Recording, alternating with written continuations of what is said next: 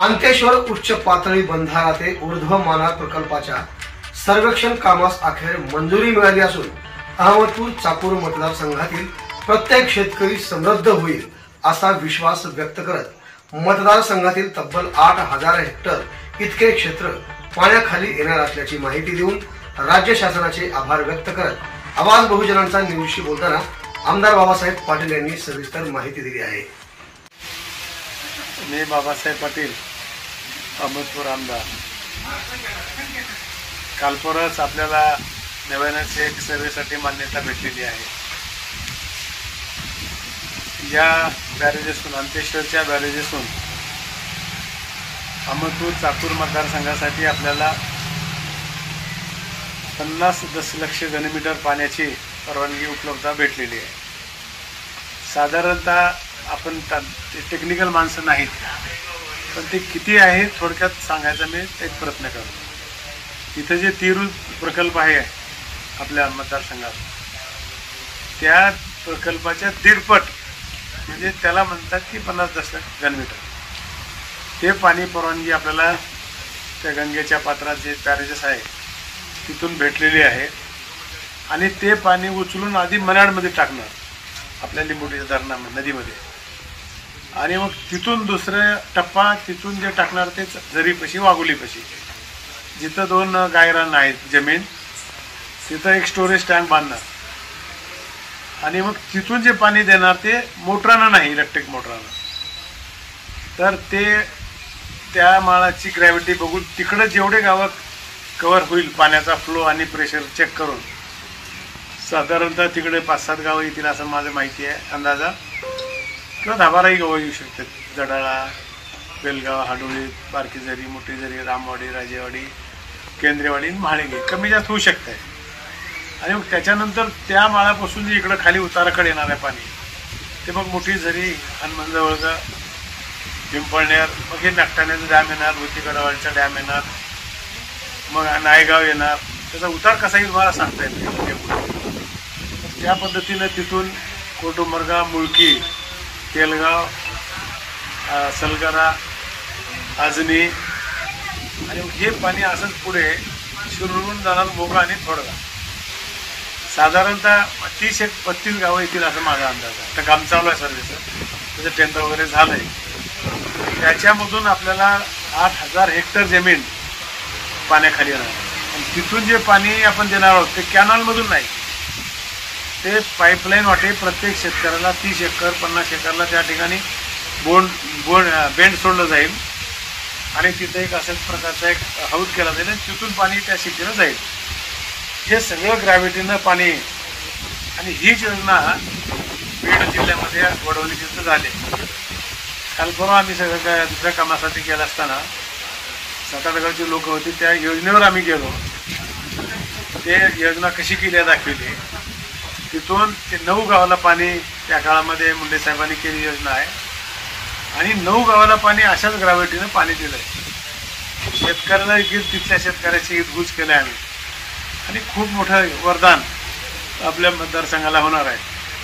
आणि उर्वरित वेळेमध्ये जर एखाद्या दिवस आपल्याकडे पाऊसच नाही पडला तर मग हे धरणं जे असते ते आपले त्याच्यामध्ये आपल्याला स्टोअर करून घेता येऊ शकतं। अशा प्रकारची या मतदारसंघाला खूप मोठं वरदान शेतकरी आगाराला या ठिकाणी न्याय भेटणार आहे।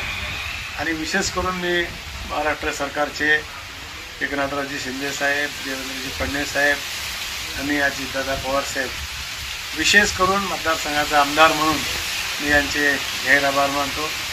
आता ह्या 8-10 दिवसामध्ये आपलं वर्क ऑर्डर त्या बॅरेजेसच्या होत्या, कारण त्याला पैसे 20% असले पाहिजेत, म्हणून आता 9 तारखेच्या दिवशी ती यादी प्रसिद्धी होईल, आणि 4-5 दिवसामध्ये त्याचे टेंडर करून ते देखील बॅरेजचं काम आपल्याला सुरुवात करायचं आहे। या मतदारसंघात पाण्याच्या संदर्भामध्ये खूप मोठं काम झालं आहे, आणि मग आपला मतदारसंघ पश्चिम महाराष्ट्राचा व्हायला आता फार काही वेळ लागणार नाही, काही अंशामध्ये झालेला आहे।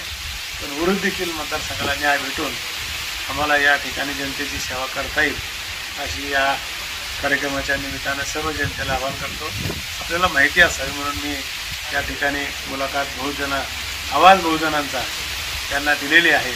आपण सगळ्यांनी माहिती घ्यावी, काही लोक अफवाही करते, या कुठल्याही अफवेला आपण बळी पडू नये आणि याचं स्वागत करावं अशी अपेक्षा. त्याचबरोबर महाराष्ट्र शासनाने नुकत्याच सुरू केलेल्या मुख्यमंत्री माझी लाडकी बहीण या योजनेसंदर्भात कोणतीही अडचण असल्यास माझे कार्यकर्ते व थेट माझ्याशी संपर्क साधावा असे सुद्धा आवाहन आमदार बाबासाहेब पाटील यांनी केले आहे.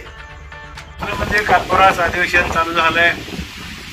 या अधिवेशनामध्ये महायुतीच्या सरकारने खूप चांगल्या प्रकारचे निर्णय घेतले. मुख्यमंत्री लाडकी बहीण याच्यासाठी एका कुटुंबामध्ये 2 व्यक्तीला लाभ भेटेल. सुरुवातीच्या काळामध्ये आपण 5 एकर जमिनीचा आणि 2.5 लाखाचा असं काही केला होता, पण ते सगळे निर्णय बदल करून सुटसुटीत योजना करायचा प्रयत्न केला आहे आणि कमीत कमी कागदपत्रामध्ये देणार आहोत. पिवळे कार्ड आणि दुसरे कार्ड आहे केसरी, त्याच्यासाठी काही ह्याची अट नाही. एका घरामध्ये 2घाला ही योजना राबवता येणार आहे. 3 असेल तर मग त्याला याचा फायदा होणार नाही. म्हणून सर्व जनतेला विनंती आहे, कार्यकर्त्याला, माझ्या बहिणीला विनंती आहे, सगळ्या जाती धर्माच्या लोकांना याचे फॉर्म्स भरून घ्यावेत. घाई गडबड करू नये. ही योजना चालू झालेली आहे जुलैपासून. तुम्ही जरी जुलैला 1 ऑगस्टला फॉर्म भरलात तर ह्याचे तुमचं जे 1,500 द्यायचे ते जुलैपासून तुम्हाला पैसे देणार आहेत. कुठल्याही संभ्रम अवस्थेत राहू नका, कुणाच्याही भूलथापाला बळी पडू नका. हे आमच्या माता भगिनीचा एक स्वाभिमान राखायसाठी आम्ही प्रयत्न केलेला आहे. आणि मग त्याच्यामध्ये वयाची अट देखील आपण कमी केली होती, 65 वर्षापर्यंत त्याचा इन्क्लूड केलेला आहे. हे झालं आमच्या बहिणीच्या संदर्भामध्ये. शेतकऱ्यासाठी देखील खूप मोठी योजना घेतली आहे की 7.5 HP हॉर्सपॉवरची सौर ऊर्जेची मोटर, मागेल त्याला मोटर देण्याचं या ठिकाणी सरकारने मान्य केलं आहे आणि त्या प्रकारची कारवाई सुरू केली आहे. मागलं जे लाईट बिल जेवढं काही होतं ते सगळं माफ करून टाकलेलं आहे. अनेक योजना या सरकारने आताच्या कालपराच्या ह्याच्यामध्ये केल्या. मुस्लिम समाजाला 30 कोटी आपण अल्पसंख्याकाच्या माध्यमातून देत होतो. त्याही समाजाला न्याय मिळावा, त्यांचीही प्रगती व्हावी म्हणून आज 500 कोटी रुपयाची त्या ठिकाणी तरतूद केलेली आहे. शिक्षणाच्या संदर्भामध्ये KG to PG मोफत शिक्षण देण्याचा निर्णय सरकारने घेतला आणि तशा प्रकारची तरतूद देखील विद्यार्थ्यांची संख्या घेऊन सरकारने केलेली आहे. हे काही घोषणा नाहीत, हे 100% इम्प्लिमेंटेशन करायचे आहे. आणि गॅसच्या संदर्भामध्ये प्रत्येक कुटुंबाला 2 गॅस का 3 गॅस या ठिकाणी आपण देण्याचं मान्य केलं आहे.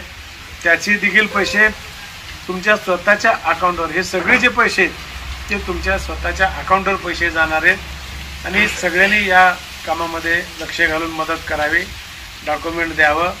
जिथं जिथं आमचे काही कार्यकर्ते तिथं तुम्ही भेटा.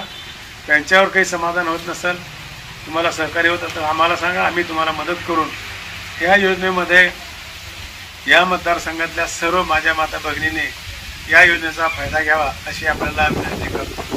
अजून त्याच्यामध्ये अनेक योजना केलेल्या आहेत, त्या सगळ्या योजनेची माहिती आम्ही दिलेली आहे.